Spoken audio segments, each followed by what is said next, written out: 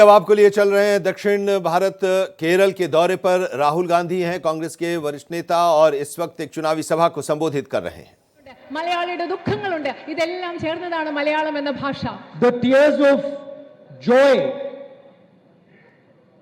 that Malayali women feel when their children do well,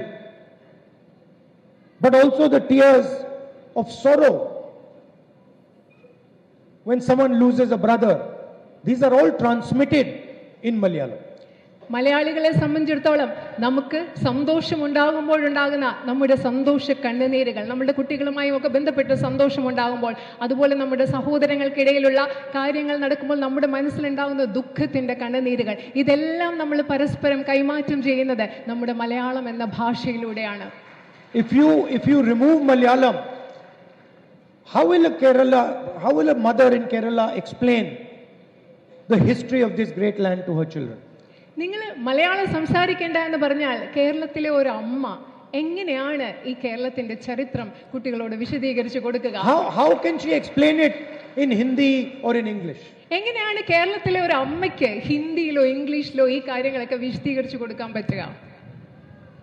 So this is what we are protecting. ഇതിനെയാണ് ഞങ്ങൾ സംരക്ഷിച്ചുകൊണ്ടിരിക്കുന്നത്.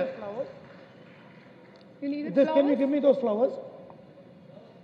Flowers, brother. Yeah, I want this. See, this is what India looks like. ശരിക്കും ഈ കയ്യിലിരിക്കുന്ന പൂച്ചെണ്ട് കണ്ടോ? India എന്ന് പറയുന്നത് ഇങ്ങനെയാണ്, ഇതിനെ കാണുന്നത് പോലെയാണ് India.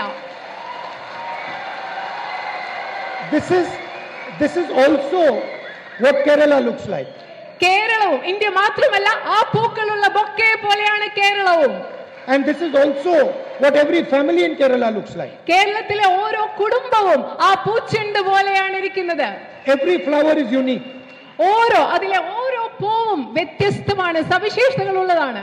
Every flower has a different expression. ഓരോ ഫ്ലവറിനും ഓരോ പൂവിനും വ്യത്യസ്തമായ രീതികൾ, പ്രകാശന രീതികളുണ്ട്. Every flower has a different beauty. ഓരോ പൂവിനും വ്യത്യസ്തമായ സൗന്ദര്യമാണുള്ളത്. And when you add all the flowers together, they become much more beautiful than the individual flowers. ഈ പൂക്കളെല്ലാം കൂടി ഒരുമിച്ച് നിൽക്കുമ്പോൾ ഇത് ഒറ്റയ്ക്ക് നിൽക്കുന്നതിനേക്കാളും 10 മടങ്ങ് മനോഹരമായി മാറുകയാണ് ചെയ്യുന്നത്. Now imagine if I came to Kerala and I said, look, only white flowers can be in this bouquet. നിങ്ങളൊന്ന് സങ്കൽപ്പിച്ചു നോക്കുക, ഞാൻ കേരളത്തിൽ വന്നിട്ട് നിങ്ങളോട് പറയുകയാണ് ഈ ബൊക്കയിൽ വെള്ള കളറിലുള്ള പൂക്കൾ മാത്രമേ പാടുള്ളൂ എന്ന് ഞാൻ നിങ്ങളോട് പറഞ്ഞാൽ എങ്ങനെയിരിക്കും? We will only have white flowers and the stems have to be 6 inches long. ഞാൻ നിങ്ങളോട് പറയുകയാണ് 6 ഇഞ്ച് നീളത്തിലെ ആ പൂവിന്റെ ചെണ്ട് ഉണ്ടാവാൻ പാടുള്ളൂ, അതുപോലെ ഇതിൽ വെള്ള നിറത്തിലുള്ള പൂവുകൾ മാത്രമേ ഉണ്ടാവാൻ പാടുള്ളൂ. No leaves will be there, no thorns will be there. അവിടെ മുള്ളുണ്ടാവാൻ പാടില്ല, ഇല ഉണ്ടാവാൻ പാടില്ല എന്ന് ഞാൻ പറഞ്ഞാൽ എങ്ങനെയിരിക്കും? That is what the BJP and RSS are trying to do.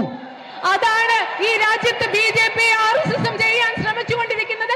ഇത് തന്നെയാണ്. To Kerala, to Tamil Nadu, to Uttar Pradesh, to India. കേരളത്തോട്, തമിഴ്നാടിനോട്, ഉത്തർപ്രദേശിനോട്, ഈ രാജ്യത്തോട് മുഴുവൻ BJP RSS ചെയ്തുകൊണ്ടിരിക്കുന്നത് ഇത് തന്നെയാണ്. Now, first of all, this is completely ignorant. First of all, this is completely ignorant. I'm not able to hear you. First of all, yeah, this is a completely ignorant action. Yes, ഇതെന്ന് പറയുന്നത് ഈ രാജ്യത്തെ പറ്റി കൃത്യമായ ധാരണയില്ലാത്ത, അറിവില്ലാത്ത ഒരു ചിന്തയും പ്രവൃത്തിയുമാണ്. It shows they don't understand India.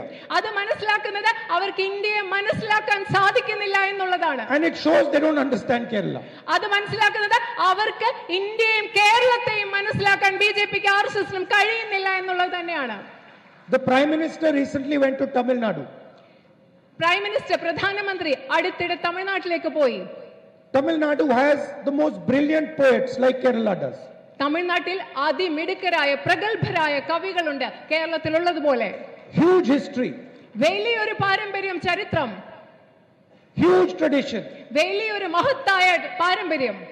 Wars fought over there, people sacrificing their lives, all this stuff is going on. അവിടെ യുദ്ധങ്ങൾ നടന്നു, അനേകം പേർ അവരുടെ ജീവിതം ത്യാഗം ചെയ്തു.